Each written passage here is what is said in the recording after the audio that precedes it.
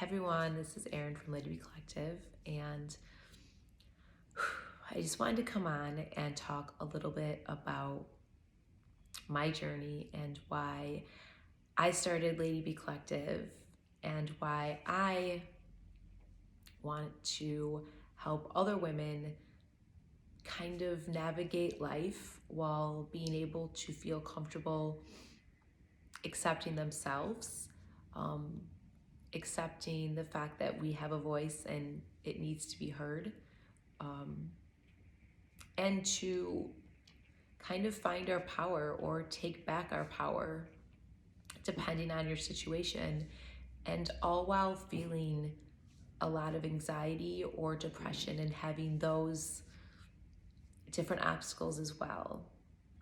And so for me, I've had anxiety, chronic anxiety, generalized anxiety for as long as I can remember. I didn't know what it was for a very long time. I just felt very fearful, very uncomfortable, very just not wanting to do much, right? But at the same time, wanting to get a lot accomplished, but me feeling too scared to do that. And so I think when I was younger, I just put all that anxiety or that uncomfortable feeling into my safe spaces, which was sports and school. And then from there, for a very long time, that kind of defined me. And then when I went off to college, it really hit me how much anxiety I had and how simple things like taking a shower and feeding myself properly, I didn't want to do as much. School, I didn't really want to go to classes, and I loved that before. I turned to drinking and other kind of substances to feel just okay. Like for once, being able to just breathe and feel like I would be okay. Like no doomsday scenarios, no just feeling on edge all day, every day. But at the same time, when I would have, some of those struggles, I think it wasn't at that time bad enough where it seemed like it wasn't just a college person overwhelmed. And so I don't think a lot of people caught on to how bad it was, because on the flip side of anxiety, when you're too anxious to do much and it's kind of paralyzing, there's that other side where you're just very motivated and you excel in a lot of things and you keep yourself really busy. And when people see that, they think that people aren't necessarily hurting to the point of where they are. And by that point, my nervous system had been so dysregulated and in such a fear of fight and flight for so long that it was just really hard to calm myself down. And it got to the point where I just couldn't function very well. And for a little bit of that time, I couldn't leave my house. It was actually my parents' house. And everything I kind of worked hard for, and friendships and relationships, just kind of went to nothing. I started to look back and I realized how hard it was for me to consistently feel connected and keep friendships. How hard it was for me to like and accept myself. So hard for me to be in a healthy relationship. I would be in very harmful relationships that had an effect on my mental and physical health. And I think a lot of that was because of the trauma when I was younger, and also with my anxiety that I allowed myself, because that's all I kind of knew, to be controlled. I always would have a voice to it, but I allowed people to come in and I didn't have the confidence. I didn't even really know me to do much about that, and in a lot of aspects of my life. And I kind of just played it small. And it's not even playing small, actually, it was just survival mode for me, is always what I felt like. And it just was hard to keep going every single day. And it's even harder for me specifically, or I think as a woman, because of just a lot of things with relationships, or not being treated the same, or just a bunch of experiences that I think women can understand, that I felt very powerless. I felt very not, confident within my opinions, within myself. But the thing is I portrayed the opposite. I would be kind of mouthy and kind of loud sometimes. I would get very defensive, because on more of a daily basis, I just felt not heard and not seen, and for who I was. And that was mostly my fault, because I didn't know who I was. I didn't know, there's the society version of what I'm supposed to be as a woman, and there's what I wanted to be. And I felt so behind, and I felt just so bad.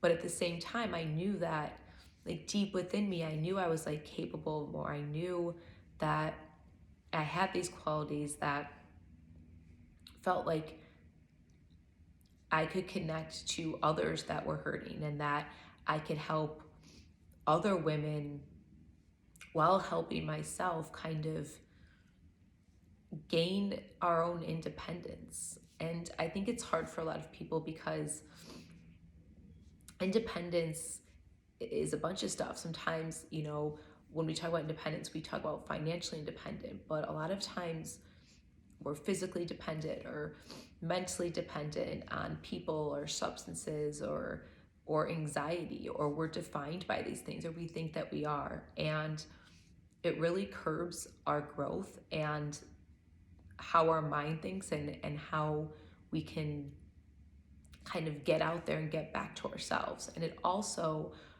having chronic anxiety affects all major parts, right? It affects our mental health, our physical health, our relationships, jobs, passions, everything. It's hard to explain, but it's like you feel like you can do it, and you're smart enough, and you understand it, but your body and mind and your anxiety don't always work together to make it come true, to make these things that everyone should have in their life, that should run mostly smoothly, right? Not everything's perfect. Everyone has problems and issues with things, but they get through them.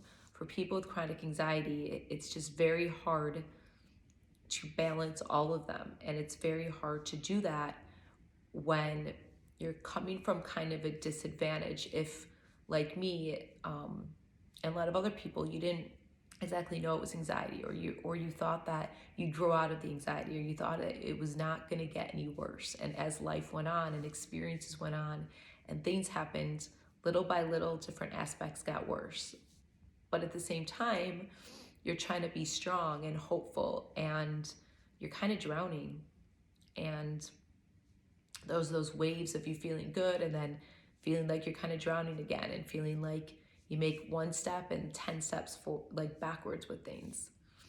And I think that was happening to me. And I know that there's other women out there that it was happening to also.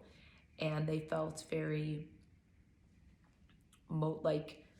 connected to having the independence, or the dependence on family, or a boyfriend or a girlfriend or a husband or wife. And they kind of just thought, like, okay, this is just going to be me. And that's how I felt for a really long time, because I couldn't even leave my parents' house. I couldn't step outside of their house, because I was so overcome with anxiety and failure. And I just let all of this get in my mind, where it's like, where do I even start? Like, where are these baby steps? And I can remember just thinking I had to just like talk positively to myself, and I had to just sit there because I didn't have like a lot of strength and a lot of things to do, and I would just do little exercises just to exercise. And I would attempt sometimes to just like walk outside, and I remember walking outside and I'd get maybe a block and not even, and I would pour in sweat because I would just want to run back in. Like, I just couldn't go without panic. I can remember just even in the home just feeling like I just wanted to just jump out of my body. And I would have my mom as an adult drive me around and just drive in the car, like almost like they do to with babies and kids that are like upset. And I would just find this soothing quality, and just little by little, just even going to the car, just going outside, trying to do some movement, trying to connect back with people, with family. It was so hard because I was excelling in all these things, and then it just kind of wasn't like that anymore. And it was hard to talk about. There was such a stigma. No one really talked about it. You just kind of moved forward, like, okay, now you got a job or you got a boyfriend, and you just keep going. And I think for me, I didn't heal all the parts that caused this excessive anxiety.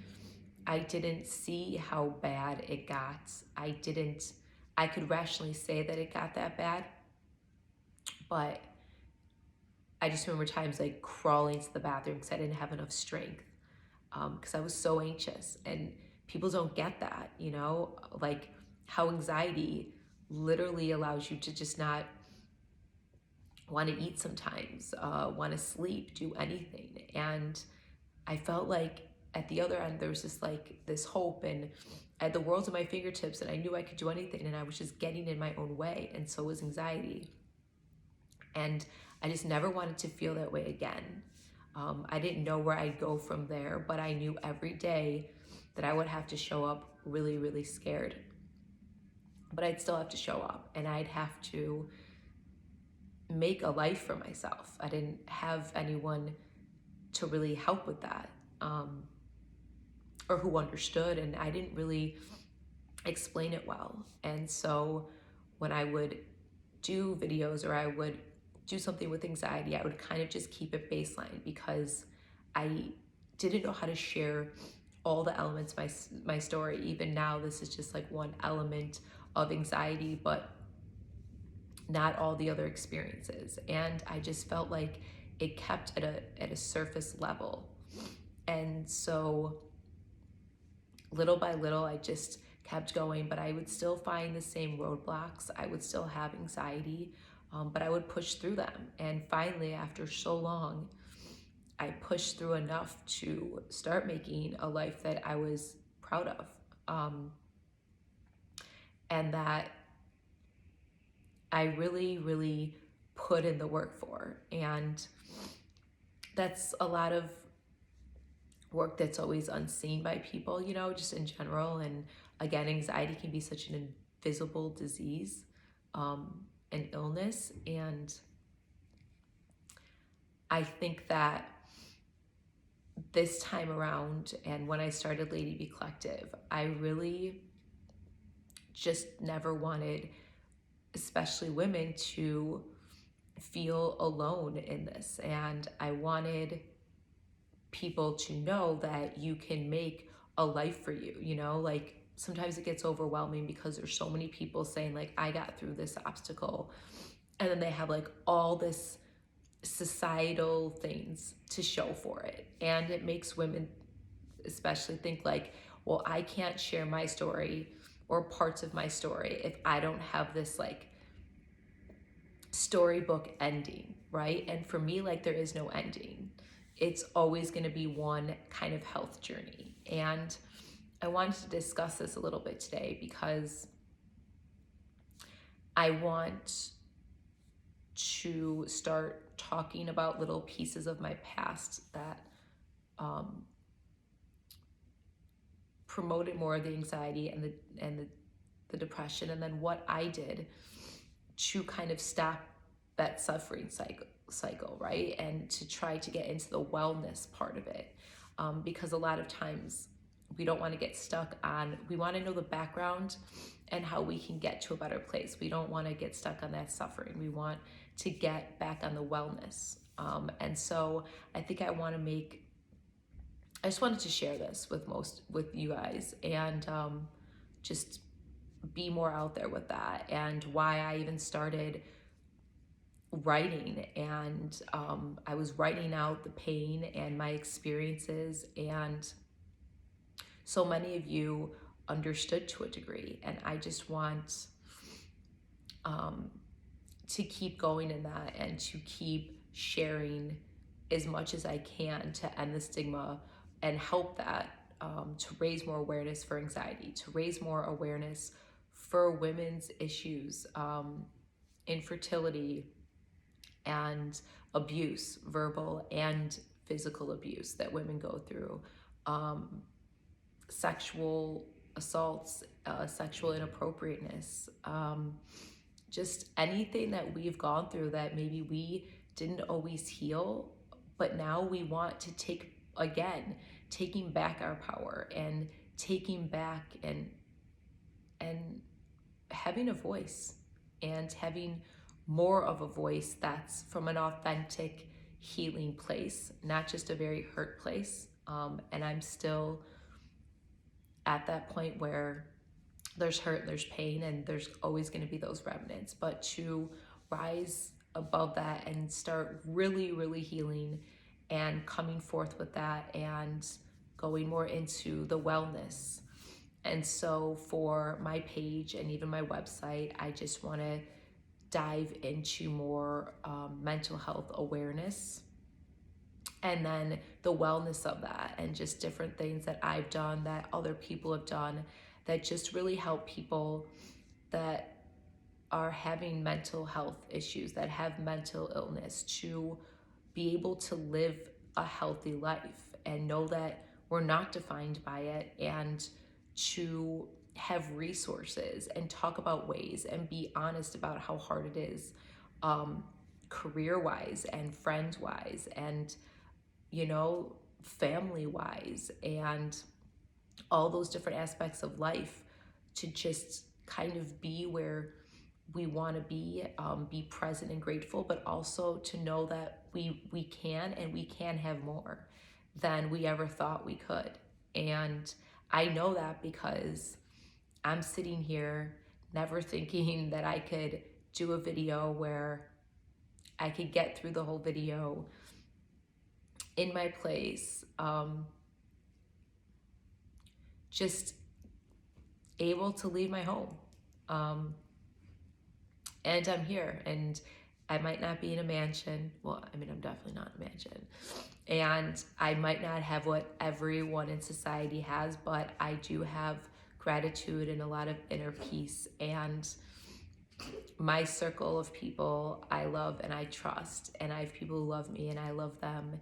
And I have so many things that I'm a part of that I never thought would be possible. So I just want people to know that this is part of my story, and I'm here to help you on your journey, or to be of whatever help that is, whether it's stuff that I write, or if it's videos, or anything you want to hear. I just wanted to get a little bit more into me. And I know this wasn't like a full story of me and all my experiences. That would honestly take God knows how long, but I just felt the need to come on and be a little bit more vulnerable, and actually just practice coming on here more. I always want to make more videos. I have my YouTube, but I wanted to make more videos and do more lives and just answer questions and really just take it a step forward. So I did this for all of you guys, but I also really,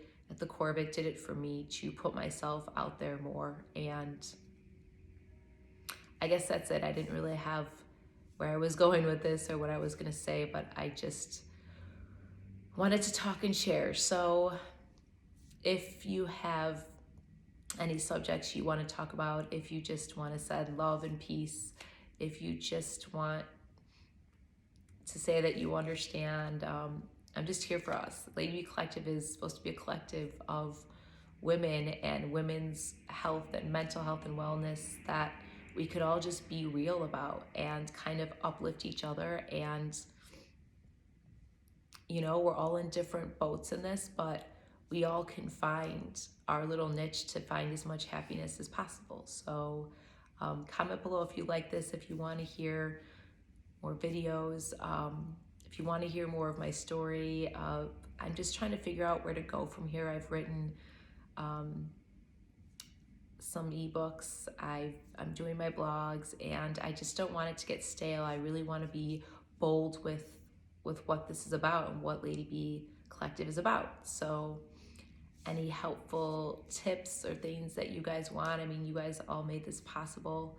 I just got on here to write a few things and I built some good stuff and kind of proud of myself. So I'm proud of you guys too, and thank you all for the support. And now I'm just rambling because I don't know, I just wanted to come on here and say it. So hopefully you guys understand this and this helps you better understand Lady B Collective. And again, I won't do any more promotional stuff, but just look on the website. It's not as in-depth and I don't go that much into my story, but you'll just gain more maybe appreciation for it, or just learn more than just Erin with an E behind this, kind of sharing her writings and pictures and some stuff like that. So all right, I'm gonna get going because I'm not quite sure what I did here, but I thought getting in front of the camera, being as vulnerable as possible would be helpful. So I'm either gonna love it or regret it, or actually I'm not gonna regret it. I don't know. So that's it for now, and hopefully I'll hear from you guys soon. All right, bye.